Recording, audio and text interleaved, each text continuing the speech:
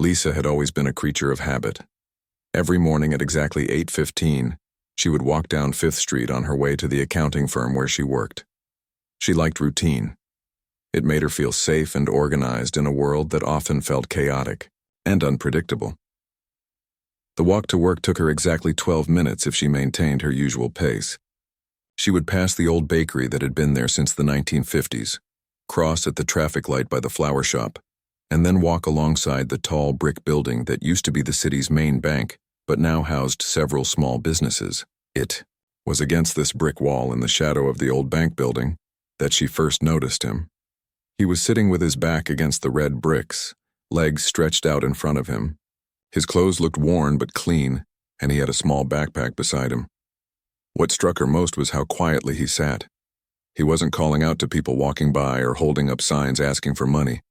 He just sat there, watching the world go by with tired but kind eyes.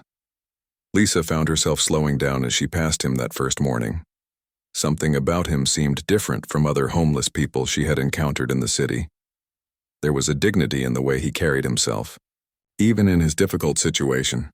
His posture was straight, almost military-like, and he nodded politely to people who made eye contact with him. For the next few days, Lisa couldn't stop thinking about the man by the brick wall. She would find herself looking forward to that part of her walk, curious about this quiet stranger who seemed so at peace despite his circumstances. She noticed small details about him each day. His shoes were old but tied neatly. His hair was graying but kept short and tidy. He had kind eyes that crinkled at the corners when he smiled at children walking by with their parents. On the fourth day, Lisa made a decision that surprised even herself.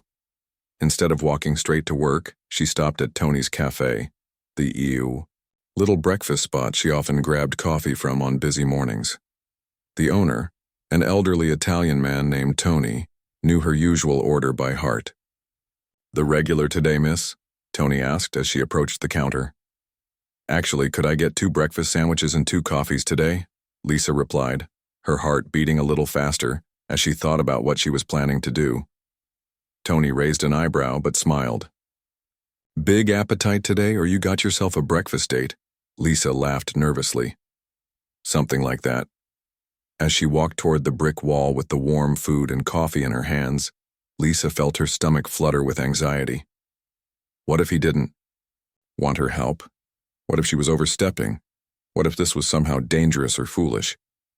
But when she saw him sitting in his usual spot, those doubts faded away. He looked up as she approached, and she could see surprise in his eyes.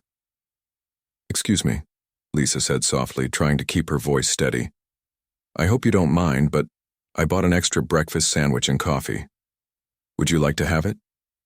The man looked at her for a long moment as if trying to figure out if this was really happening. Then his face broke into the most genuine smile she had seen in a long time. "That's very kind of you, miss," he said, his voice deep and warm. "I would be grateful for that." As Lisa handed him the food and coffee, she noticed his hands were weathered but steady. He didn't grab the food desperately like someone who was starving, but accepted it with the same dignity she had observed in his posture. "Thank you," he said simply. "This means more than you know." Lisa felt a warmth spread through her chest that had nothing to do with the morning sun. "You're welcome, I'm Lisa, by the way." "I'm Robert," he replied, setting the coffee down carefully beside him, "and this is the kindest thing anyone has done for me in a very long time." That first conversation was brief. Lisa still had to get to work, and she didn't want to be late. But as she walked away, she felt something had shifted inside her. The simple act of sharing breakfast with Robert had filled her with a sense of purpose she hadn't felt in years. The next morning, Lisa found herself looking forward to her walk to work in a way she never had before. Without even thinking about it, she stopped at Tony's Cafe again. "2 breakfasts again today?" Tony asked with a knowing smile. "Yes, please," Lisa replied, and this time she didn't feel nervous at all. When she reached Robert's spot by the brick wall, he was already there, sitting in the same position as always. But this time, when he saw her coming with the familiar bag from Tony's Cafe, his face lit up immediately. "Good morning, Lisa," he said, and the way he said her name made her feel like she had made a real friend. Good morning, Robert. How did you sleep? Better than usual, knowing I had breakfast to look forward to, he admitted with a chuckle. This became their routine. Every morning, Lisa would stop at Tony's cafe, buy 2 breakfast sandwiches and 2 coffees, and share a few minutes with Robert before heading to work. Their conversation started simple, talking about the weather, the people walking by, or the changes happening in the neighborhood. But as days turned into weeks, Lisa began to learn more about the man behind the kind eyes. Robert was well-educated and articulate. He could discuss current events with insight and had opinions about books and movies that showed he had lived a full life before ending up on the street. One morning, about 3 weeks into their daily routine, Lisa arrived to find Robert looking particularly tired. "Rough night?" she asked as she handed him his coffee. Robert nodded slowly. Sometimes the memories make it hard to sleep. Lisa didn't push for details, but she could see pain in his eyes that went deeper than just being homeless. There was something in his past that haunted him, something that had contributed to his current situation. "Would you like to talk about it?" she asked gently. Robert looked at her for a long moment, then shook his head. "Not today, but I appreciate you asking. Most people don't really want to know what's behind someone like me ending up here." Lisa sat down on the sidewalk beside him, something she had never done before. "Well, I'm not most people, and whenever you're ready to share, I'm here to listen." That morning, Lisa was 10 minutes late to work for the first time in 3 years. But she didn't care. Something important was happening in her life, something that felt more meaningful than her punctual arrival at the office. Her co-workers began to notice the change in her routine. Her friend Janet, from the next cubicle over, commented on how happy Lisa seemed lately. "You're practically glowing these days," Janet said during their lunch break. "Did you meet someone special?" Lisa smiled to herself. "You could say that. I've made a new friend." She didn't elaborate, knowing that most people wouldn't understand her friendship with Robert. But for Lisa, it was becoming one of the most important relationships in her life. In just a few weeks, Robert had shown her a perspective on life she had never considered. His gratitude for small kindnesses, his dignity in the face of hardship, and his gentle wisdom were teaching her things about herself and about what really mattered in life. As autumn began to turn the leaves golden, Lisa realized that what had started as a simple act of kindness had become something much more significant. She wasn't just feeding a homeless man breakfast every morning. She was building a friendship that was changing both of their lives in ways neither of them could have imagined. Winter was coming to the city, and Lisa could see her breath in the cold morning air as she walked to Tony's cafe. It had been 3 months since she first offered breakfast to Robert, and their morning routine had become the highlight of her day. Tony, the cafe owner, had become part of their story without even knowing it. Every morning he would have their order ready before Lisa even asked for it.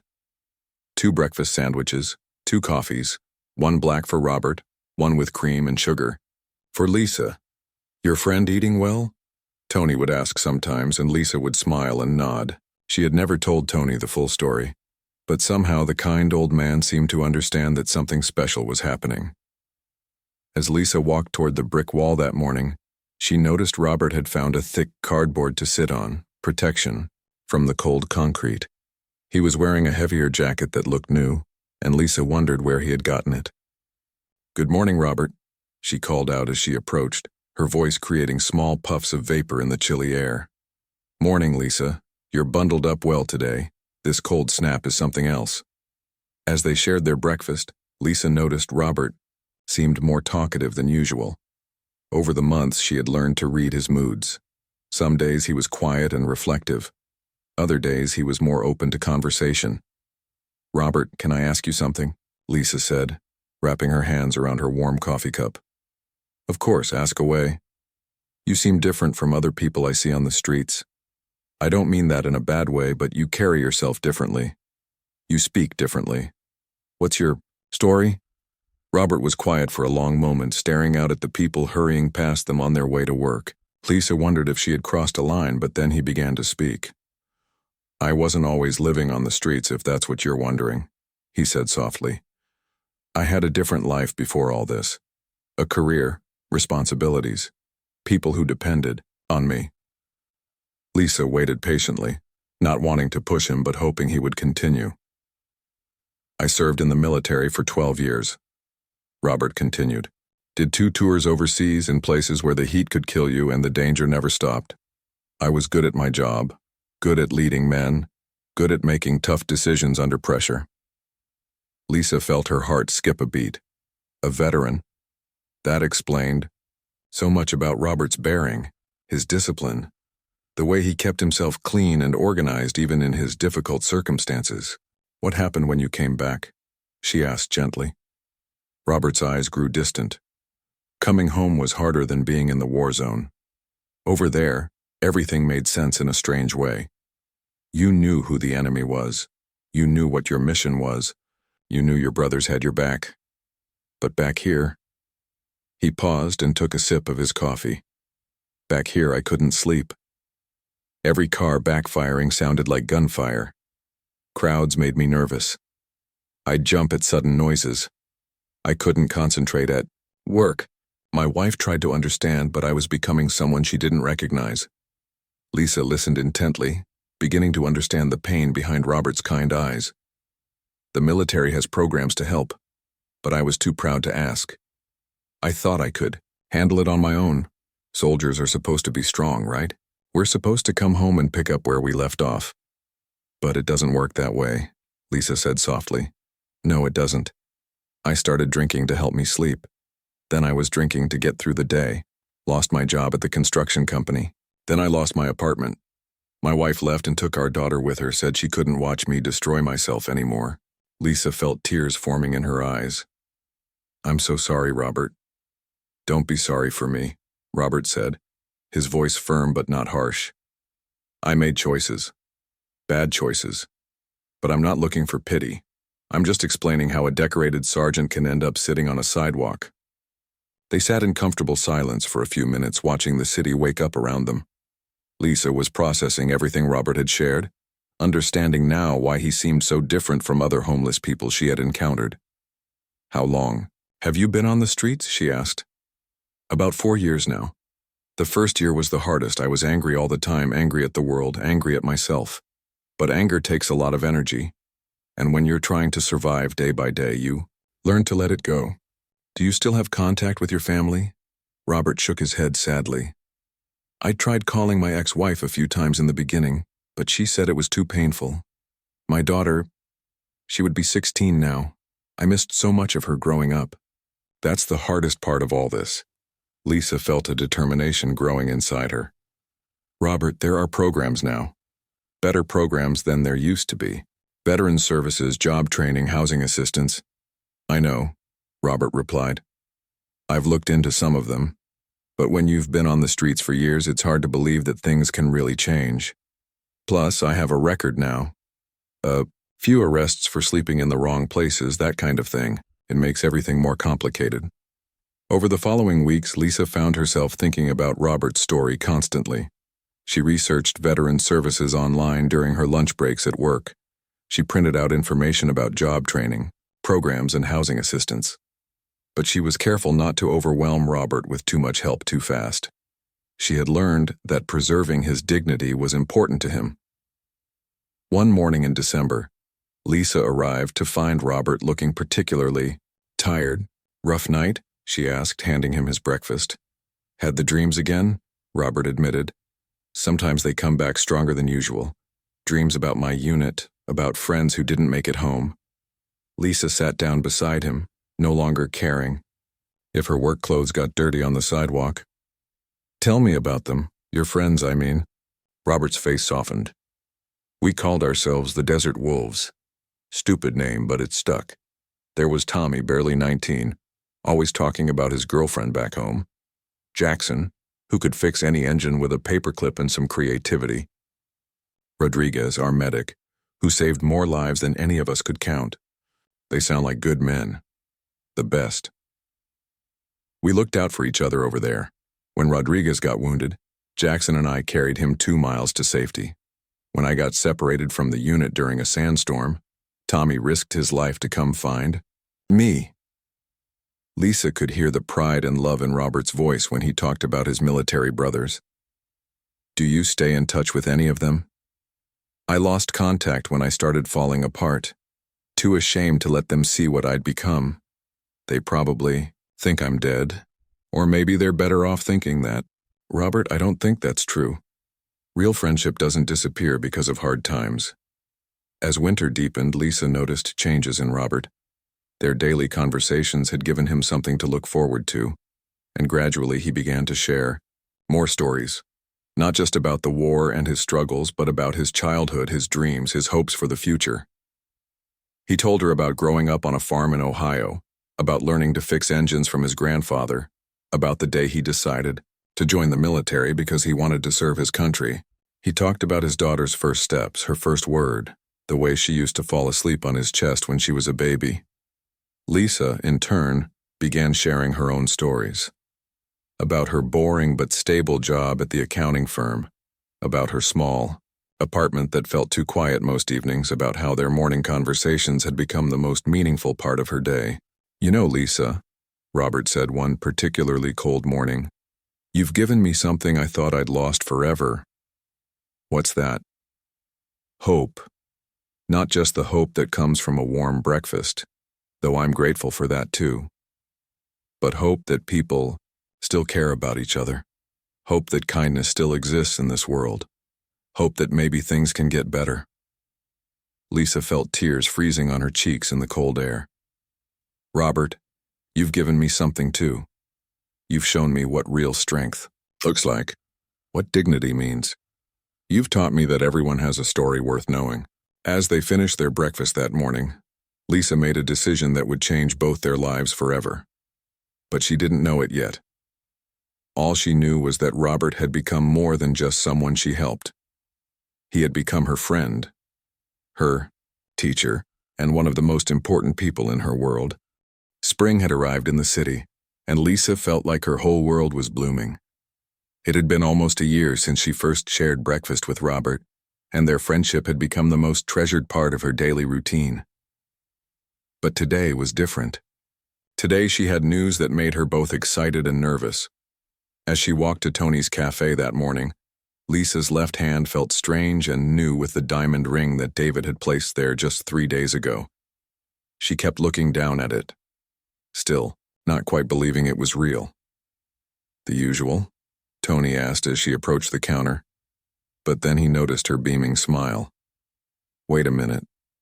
What's got you looking so happy today? Lisa held up her left hand, and Tony's weathered face broke into a huge grin. Congratulations. When's the big day? September 15th, Lisa replied, feeling butterflies in her stomach as she said it out loud. We're having the ceremony at St. Michael's Church downtown. Tony packed their breakfast with extra care that morning, even throwing in 2 free pastries. For the celebration, he winked. As Lisa walked toward Robert's usual spot by the brick wall, she wondered how to share her news with him. Over the months, Robert had become like family to her. He had listened to her talk about David, offering advice about relationships with the wisdom of someone who had loved and lost. He had celebrated her small victories and comforted her during difficult days at work. Good morning, Robert, she called out, trying to keep her voice normal despite her excitement. Robert looked up from the book he was reading, a mystery novel that someone had left on a nearby bench. Over the past year, Lisa had noticed that Robert was always finding books to read. He had told her once that reading helped keep his mind sharp and gave him a way to escape from the harsh realities of street life. Morning, Lisa. You seem different today. Good different. Lisa laughed as she sat down beside him. Robert had always been able to read her moods perfectly. I have some news, she said, holding out her left hand. Robert's eyes went wide when he saw the ring. For a moment he was speechless. Then his face broke into the biggest smile she had ever seen from him. Lisa, this is wonderful news. David's a lucky man, though I hope he knows that already. He does, Lisa said, blushing slightly. Robert, You've been such an important part of my life this past year. You've listened to me talk about David more times than I can count. You've given me advice about relationships, about life, about what really matters. Robert nodded, his eyes growing misty. And you've given me more than you'll ever know, Lisa. Watching your happiness, being part of your story in some small way, it's reminded me that good things still happen in this world. They shared their breakfast in comfortable silence for a few minutes, both lost in their own thoughts. Lisa was thinking about wedding plans, about the dress she wanted to find, about the venue they had booked. But mostly, she was thinking about how different her life had become since meeting Robert. Robert, I need to ask you something, and I want you to think carefully before you answer. Robert set down his coffee and gave her his full attention. David and I are having a small wedding. Just family and close friends. But here's the thing. You've become one of the most important people in my life. I can't imagine celebrating the biggest day of my life without you there. Robert stared at her, not understanding at first. I want to invite you to my wedding. Robert, I want you to be there when I marry David. The silence that followed felt like it lasted forever. Robert's eyes filled with tears, and for a moment Lisa worried that she had somehow offended him or made him uncomfortable. Lisa, he said finally, his voice barely above a whisper. That's the kindest thing anyone has ever offered me. But look at me. Look at how I live. I can't show up to your wedding looking like this. Lisa had anticipated this response. Robert, I don't care what you wear. What matters is that you're there. You're family to me now. Robert shook his head slowly. Lisa, you don't understand. Your wedding day should be perfect. It should be about you and David and your future together. I can't be the homeless guy in the back of the church making people uncomfortable. You wouldn't be making anyone uncomfortable. The people who matter to me will understand. What about David's family, your family? They don't know me like you do. They'll see a homeless man at your wedding and wonder what's wrong with this picture. Lisa felt her heart breaking. She could see how much her invitation meant to Robert, but she could also see his pride struggling with the reality of his situation. Robert, let me help you. We can find you some nice clothes, maybe get you a haircut and a shave at a proper barbershop. No, Robert said firmly. Lisa, I won't be your charity case on your wedding day. That's not fair to you or to David. They argued, gently for several more minutes, but Robert remained firm. He was honored by the invitation, deeply touched that she would think to include him, but he couldn't accept. Over the following weeks, Lisa couldn't stop thinking about their conversation. She talked to David about it that evening, explaining about Robert and how important he had become to her. You want to invite a homeless man to our wedding? David asked, not unkindly, but with obvious concern. He's not just a homeless man, David. He's my friend. He's a veteran who served our country. He's one of the kindest, most dignified people I've ever met. David was quiet for a long moment. If he means that much to you, then of course he should be there. But didn't you say he doesn't want to come? He's too proud. He doesn't want to feel out of place or make anyone uncomfortable. What if we could find a way to make him feel more comfortable?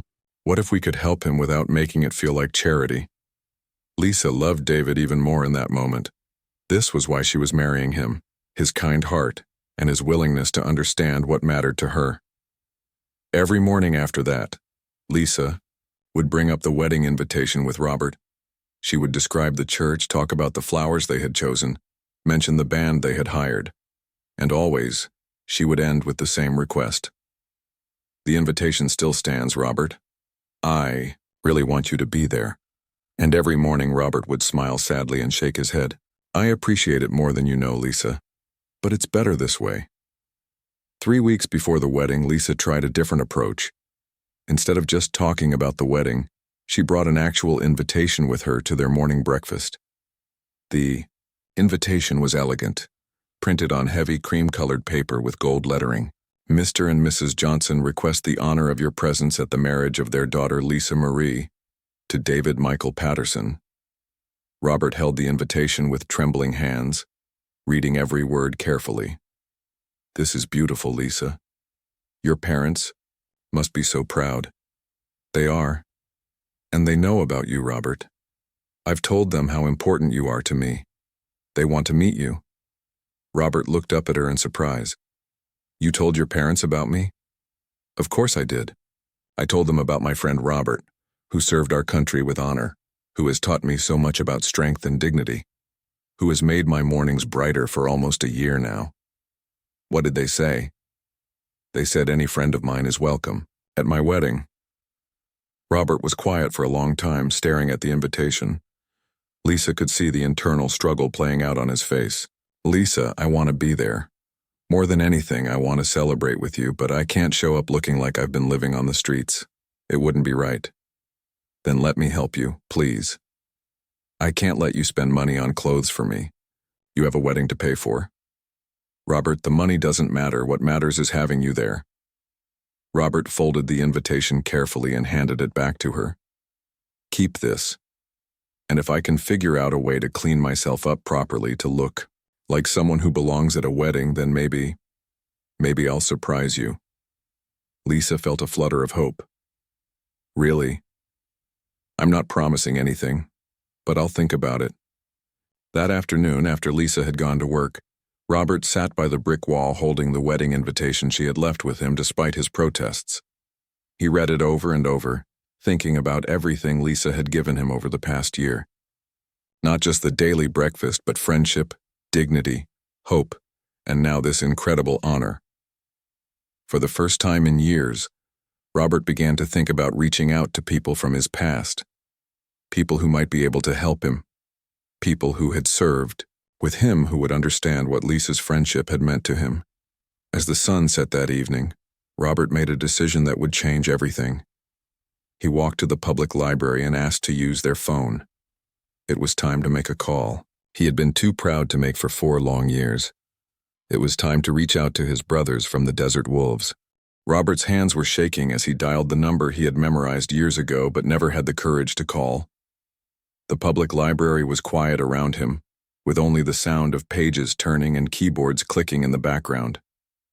He had been staring at the phone for 20 minutes, building up the nerve to make this call. The number belonged to Lieutenant Colonel James Rodriguez, his former commanding officer. The same Rodriguez who had been the medic in their unit, who had saved Robert's life more than once during their deployment. The man who had always told his soldiers that no matter what happened after they came home, they could always reach out to him. But 4 years was a long time. 4 years of silence, of shame, of being too proud to ask for help. What if Rodriguez didn't remember him? What if he was angry that Robert had disappeared without a word? What if he didn't want to hear from a soldier who had fallen so far from grace? The phone rang once, twice, 3 times. Rodriguez speaking. Robert's throat went dry. After 4 years, hearing that familiar voice made all the memories come flooding back. The desert heat, the brotherhood, the feeling of belonging to something bigger than himself. Sir, this is Robert Wilson, from the Desert Wolves unit. I don't know if you remember me. There was a long pause on the other end of the line. For a moment, Robert thought the call had been disconnected. Wilson? Robert Wilson. My God, son, where have you been? We've been looking for you for over 2 years. Robert felt tears streaming down his face. Looking for me, sir? Wilson, listen to me carefully. You have benefits waiting for you. Disability payments that have been piling up because we couldn't find you. The VA has been trying to track you down. Your discharge wasn't processed correctly and you're entitled to compensation. Where are you? Are you okay? Robert couldn't speak. He had assumed that everyone from his old life had forgotten about him, that he had been written off as another casualty of war. But Rodriguez sounded genuinely concerned, genuinely happy to hear from him. Sir, I've been on the streets. For 4 years now. I'm calling because... Robert's voice broke. Because something incredible has happened to me and I need help. Slow down, son. Tell me everything. And Robert? It's just Rodriguez now. I retired from active duty 2 years ago, but once a desert wolf, always a desert wolf. Through tears, Robert told Rodriguez everything, about the PTSD, the drinking, losing his job and his family, about the 4 years on the streets, and then he told him about Lisa. There's this young woman, Rodriguez. She's been bringing me breakfast every morning, for almost a year. Not because she has to, not because anyone asked her to, but just because she has a kind heart. She's getting married in 2 weeks and she invited me to her wedding. That's incredible, Robert. What a blessing she must be in your life. She is. But I can't go looking like this. I've been living on the streets for 4 years. I don't have proper clothes. I look like, well, like a homeless man. I can't show up at her wedding and embarrass her. Rodriguez was quiet for a moment. Robert, this woman has been feeding you every day for a year. Do you think she cares what you look like? It's not about her.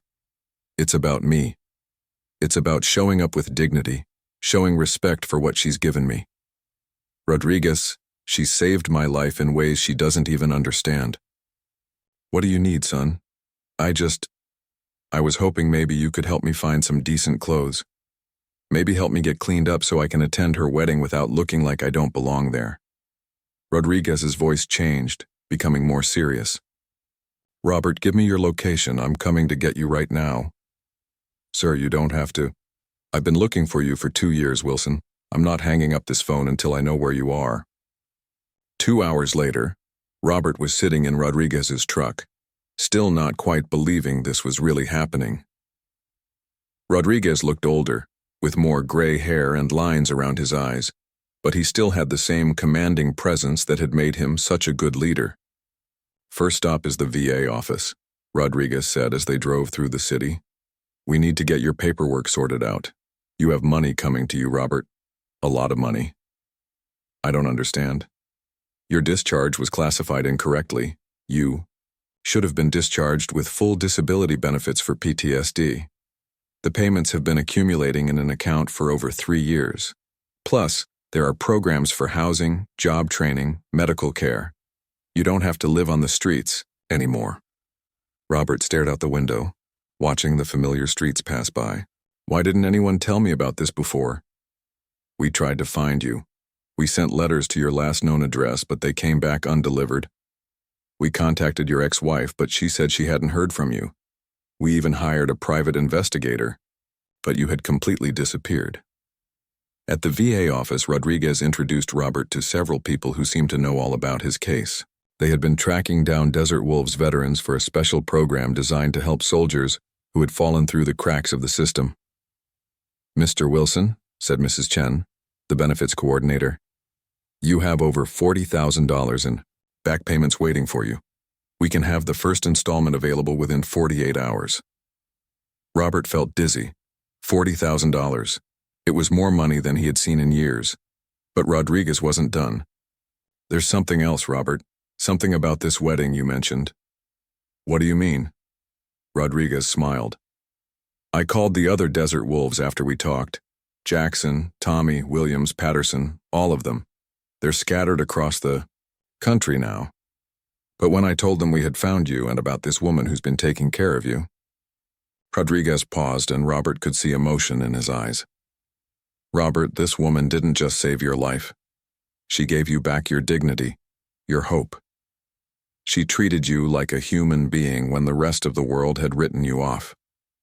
Do you know how rare that is? She's special, Robert agreed. The guys want to meet her. They want to thank her for taking care of their brother when they couldn't. Robert felt confused. I don't understand. Robert, how would you feel about having some company at this wedding? Over the next hour, Rodriguez explained what he had been planning. The Desert Wolves had stayed in touch over the years, supporting each other through the difficult transition back to civilian life. When Rodriguez had told them about Robert's situation and about Lisa's incredible kindness, they had all wanted to do something special. Jackson runs a successful construction company now. Tommy is a police officer. Williams works for the state government. Patterson teaches high school. We've all made it work, Robert, but we never forgot about our missing brother. What are you saying? We want to attend Lisa's wedding. All of us. In dress uniform. We want to honor her for what she's done, and we want to welcome you back into the family. Robert couldn't speak. The idea of seeing his old unit again, of having them meet Lisa, of attending her wedding not as a homeless man but as a respected veteran surrounded by his brothers, it was overwhelming. But first, Rodriguez continued, we need to get you ready. Haircut, new clothes, and most importantly, we need to get you back into a dress uniform. I don't have my uniform anymore. The Army keeps records, Robert. With your service record and decorations, we can get you a new dress uniform. You earned the right to wear it with pride. The next 2 weeks passed like a dream. Robert moved into a small apartment with help from the VA housing program. He got medical attention for the first time in years. He had his teeth cleaned and fixed. He got a proper haircut and shave. But most importantly, he reconnected with his military brothers. Jackson flew in from Texas. Tommy drove down from Michigan. Williams came from Virginia, and Patterson from North Carolina. They spent hours talking, sharing stories, filling in the gaps of the past 4 years. We never gave up on you, Robert, Tommy said one evening as they all sat in Robert's new apartment. Rodriguez kept saying you were out there somewhere, that someday we'd find you. I was too ashamed to reach out, Robert admitted. Shame's got no place between brothers, Jackson replied. We've all had our struggles coming home. The difference is we had each other to lean on. As Lisa's wedding day approached, Robert felt like he was becoming himself again for the first time in years.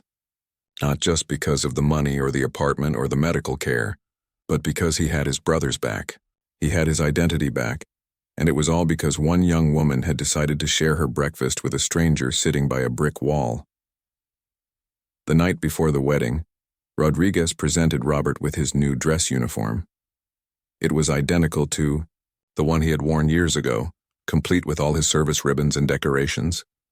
Tomorrow, Rodriguez said, Lisa is going to see what we've always seen in you, a hero, a brother, a man worthy of honor and respect. Robert looked at himself in the mirror, wearing the uniform that represented the best version of himself.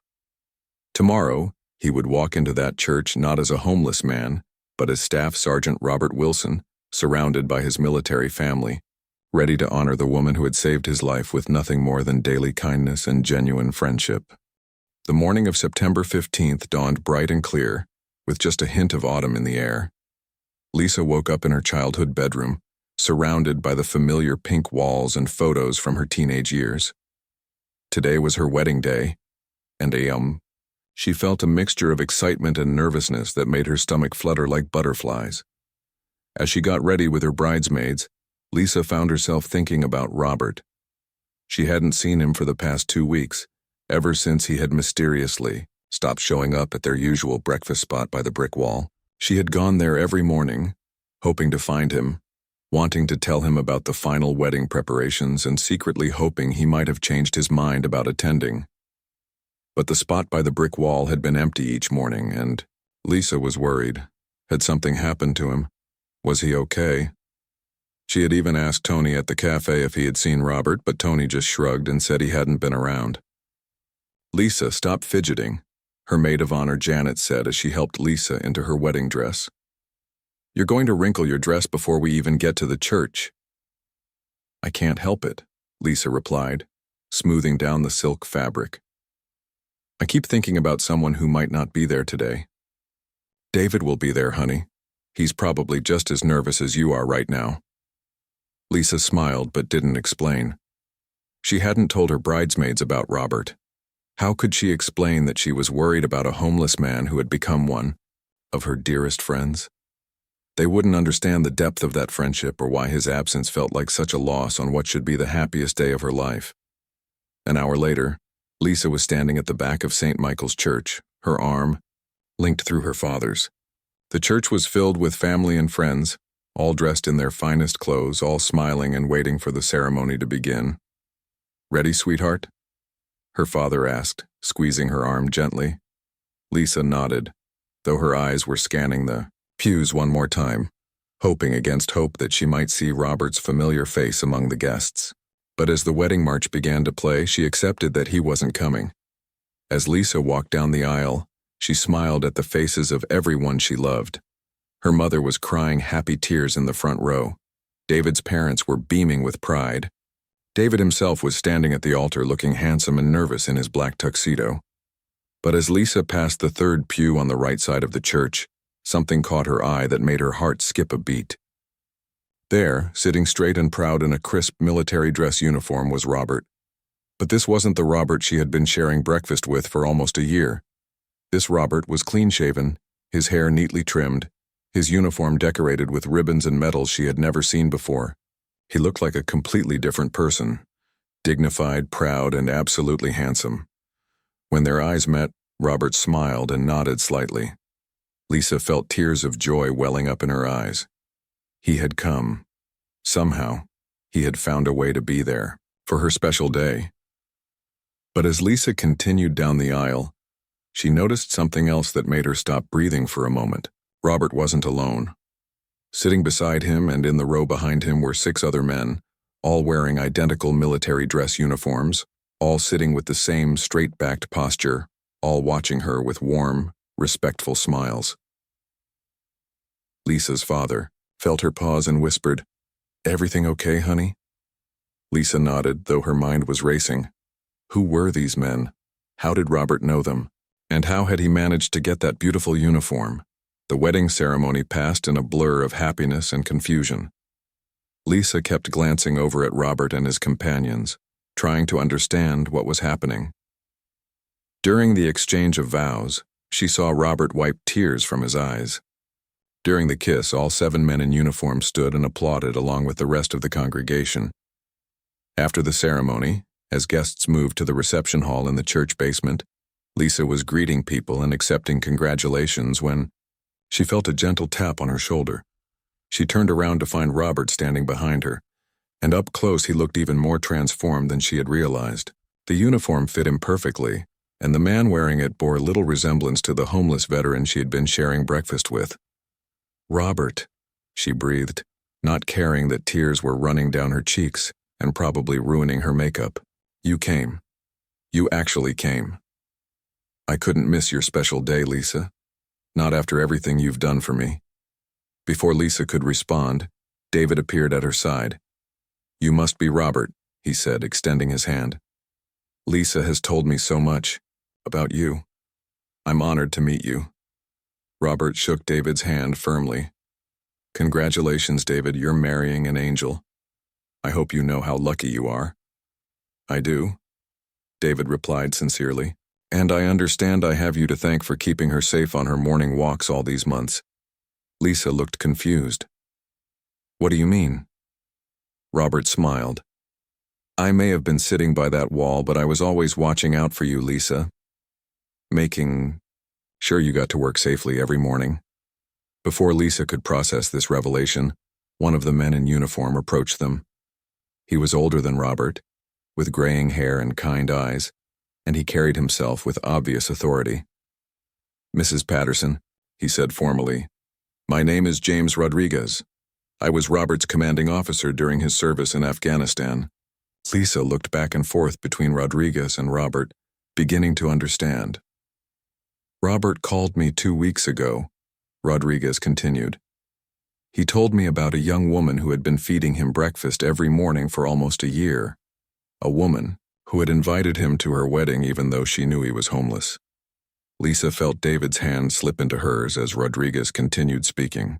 "Mrs. Patterson, what you did for Robert goes far beyond simple charity. You gave him dignity when the world had stripped it away. You gave him friendship when he had lost faith in human kindness. You gave him hope when he thought his life was over." Rodriguez gestured to the other men in uniform who had gathered around them. "These are Robert's brothers from his unit in Afghanistan. We call ourselves the Desert Wolves. We've been looking for Robert for over 2 years." A tall man with a warm smile stepped forward. "I'm Jackson. Robert saved my life in Afghanistan. When Rodriguez told us about what you'd been doing for him, we knew we had to meet you." Another man, younger with bright eyes, joined the conversation. "I'm Tommy. Robert was like a big brother to all of us overseas. We never gave up hope that we'd find him someday." Lisa felt overwhelmed as more members of Robert's unit introduced themselves. Williams, Patterson, Mitchell, Crawford. Each one had a story about how Robert had helped them during their deployment, how he had been a leader and a friend when they needed one most. "We came here today to honor you," Rodriguez explained. "But also to bring Robert back into our family where he belongs." "I don't understand," Lisa said. Though she was beginning to piece things together, Rodriguez smiled.